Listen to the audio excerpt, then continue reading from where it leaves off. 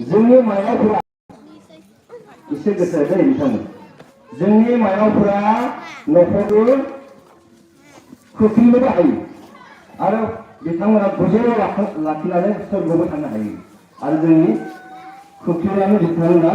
ओइ माबायावबो थांनाय सिङावबो थांनो हायो ओरैबायदि बुंदों थारमाने बे बाथ्राया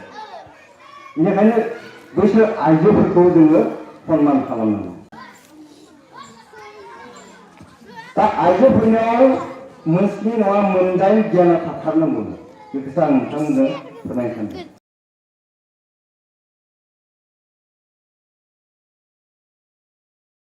जोंनियाव बे मोनदाइन गियाना दङ बिथांमोना भाग्य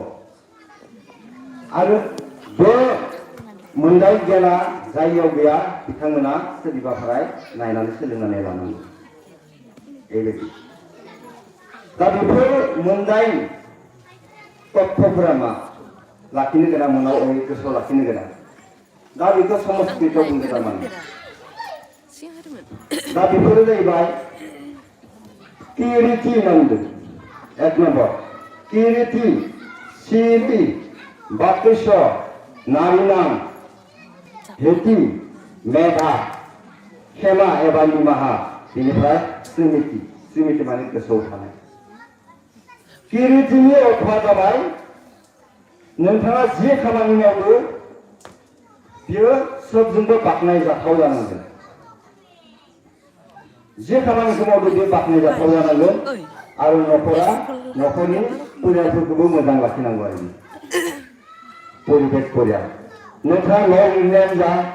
सेखा सिबनायानो जा बे थारमाने बाख्नायजाथाव जानांगोन बयबो बेखौ नुनानै सोर सिबनाय सोर बानायनाय सोर लुनाय ओरैबायदि जानांगोन बे खामानिया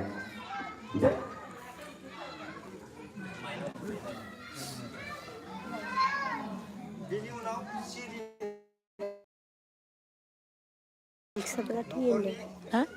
लेक्सारावनो गुबुन टाइम आंनो होनि र'लाय र'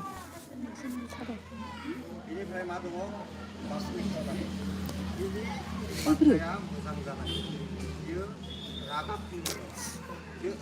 आंखौलाय मानो होनो नों फार्स्ट होफेराखै नोंनि मोखांसो खोन्थाग्रोगोनलै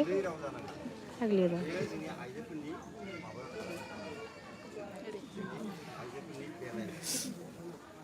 बे बाथ्रा बुंनो रोङियावनो जोंहा माखासे नांलाय खमलाय जायो गावनि बिहाव बिखुनजोजों नांलायनो गोनां जायो बिबनांजों नांलायनो गोनां जायो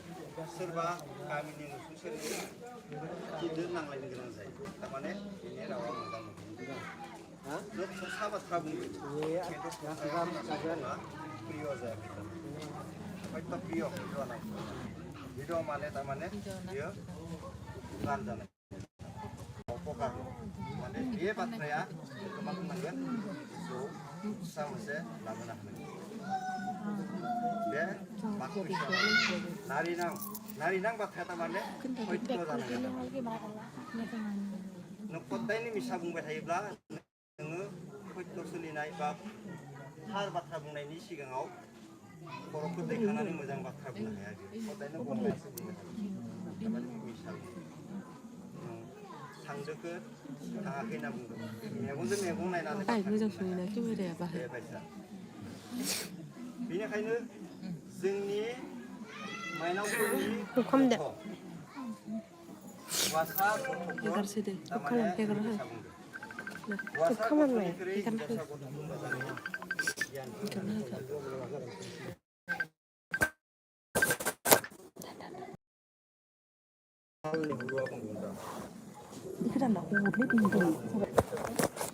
Iya, danau tuh. If you educated boy, you educate individual only. If you educated girl,